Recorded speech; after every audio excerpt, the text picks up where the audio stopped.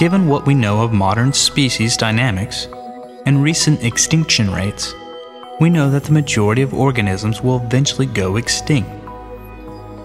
Likewise, the majority of past organisms also go extinct. Thus, we should reasonably expect our ancestors had many other descendants and relatives that did not leave descendants which survive today. In short, we expect that majority of fossil species that we find should not be the actual common ancestors of modern species, but rather they should be related organisms that eventually ended in extinction.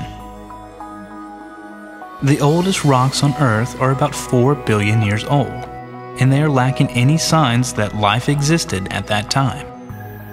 Some rocks from 3.5 billion years ago may contain fossil bacteria, but there is some controversy about them. The oldest well-accepted fossils are stromatolites that date about 3.4 billion years ago. The oldest eukaryote fossils, cells that have a nucleus, are about 1.75 billion years old. And another billion years passed until we see evidence for the first multicellular life, about 750 million years ago. By 580 million years ago, we find evidence for animals in the form of small sponges and sea anemones and jellyfish. The creatures of the Cambrian, 540 million years ago, are mollusks, trilobites, worms, echinoderms, and primitive chordates. All of these species are extinct today. Over the next 200 million years, we finally see insects and fishes with jaws, but no amphibians, no reptiles, no land animals at all, no mammals or birds. On the plant side, it is during this period we first see ferns and later gymnosperms, but no flowers and no hardwoods. These show up much later. About 340 million years ago, we see tetrapods for the first time, and then amphibians. And later, 300 million years ago, we see the first small reptiles, all extinct today. From 220 million to 65 million years ago, the large reptiles and dinosaurs dominate the land and sea. Life is varied. There are tens of thousands of species, all extinct today. During this period, we first see mammals, but there are no humans, apes, monkeys, dogs, cats, horses, whales, dolphins, bats, rats, or kangaroos. From 65 million years ago, we begin to see birds in hardwood forest and large animals that have shapes somewhat like modern animals. Of course, mammoths, giant sloths, and saber-toothed cats will go extinct, along with thousands of other species before we get to the present. Macroevolution is evident in abundance in the fossil record. Species come and go, and when they emerge, it is always from an ancestor.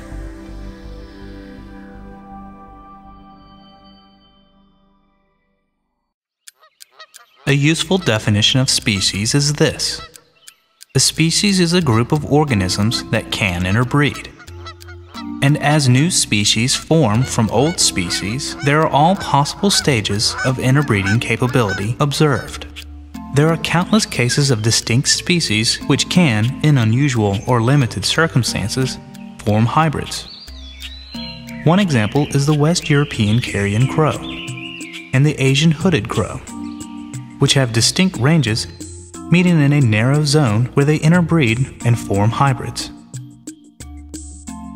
Another are the different Platte River species of suckerfish of the same genus which live together and only rarely interbreed. Some species, like the salamander insatina, form a chain of interbreeding populations which loop around in a geographical feature. This is the Central Valley of California. and the salamanders inhabit the entire perimeter of a valley. Neighboring populations can interbreed with themselves and other close neighbors, but as the mileage increases between small groups, they can no longer breed, and where the populations meet on the other side of the valley, they behave as completely different species. This salamander is a good example of new species being formed gradually, with the accumulation of small mutations resulting in separate species. These two gulls were originally identified as distinct species in England since they didn't interbreed. However, there is a continuous ring of their hybrids extending to the east and the west all the way around the North Pole. Only in England are they incapable of interbreeding. Many other species can mate and produce viable hybrids, like lions and tigers, or horses and donkeys, but the hybrid offsprings are infertile.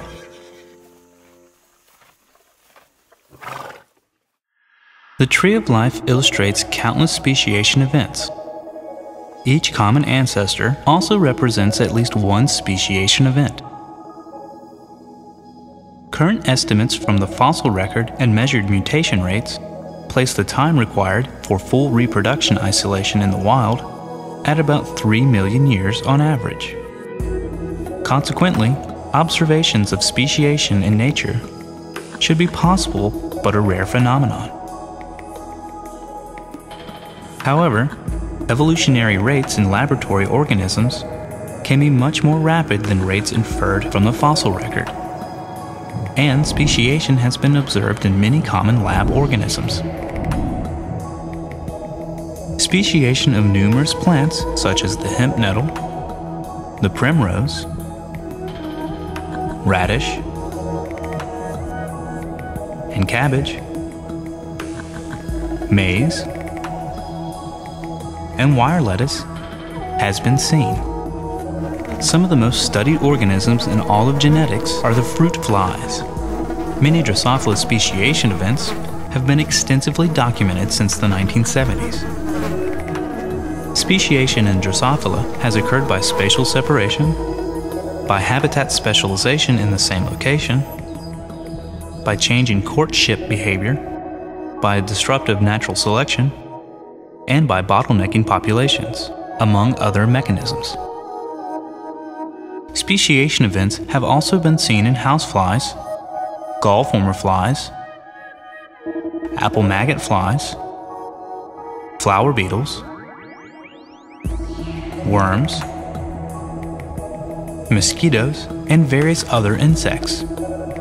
Green algae and bacteria have been classified as speciated due to change from unicellularity to multicellularity, and due to changes from short rods to long rods, all the results of selection pressures. Speciation has also been observed in mammals. 6 instances of speciation in house mice on Madeira within the past 500 years have been the consequence of only geographic isolation, genetic drift, and chromosomal fusion. With 2 chromosomes joined together, it is called chromosomal fusion.